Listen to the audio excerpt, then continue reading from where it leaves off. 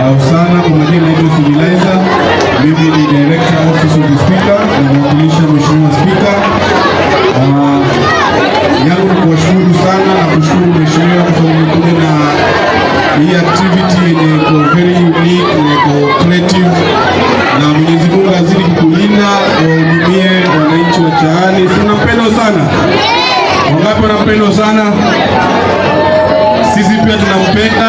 Kwa niaba ya Speaker ndio maana tumekuja na tukahakikisha kwamba yule mkuja hapo sikose maji ama biskuti. Tumepata maji? Tunapata biskuti. Kwa hiyo next time mpaka lunch, sio? Kwa hiyo Mheshimiwa Osana, the second edition ya hii, useme mapema, ofisi ya Speaker tutakuletea mapilao, biriani, watu wanapiga sherehe wakikula, sawa? Na ya pili kwamba lazima tukuze talanta.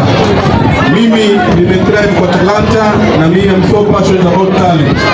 Na ukiona watoto wana dance na inakuzwa, kesho utaona huyo mtoto anakuwa analisha familia yake. Kwa hivyo nimeona kulikuwa na wasichana watatu wazuri wana dance vizuri katika ile kikundi chetu naitwa Ghost Warriors. Tumeongea na mheshimiwa kwa niaba yangu, hizi kwa niaba ya ofisi, kwa niaba ya mimi Cvilizer, niko na foundation inaitwa Cvilizer Foundation. Tukishirikiana na Osana Foundation tutahakikisha kwamba Ghost Warriors mmepata full uniform, ndio mkidance mkuwe na ile uniformity nzuri. Na kwa wananchi, shikeni kiongozi wenu, tuko kwa msimu wa Christmas na New Year imefika. Ni ngumu pate mheshimiwa ameweka shughuli kama hii wakati huu mgumu, lakini Osana ni mtu anapenda wananchi, si ndio?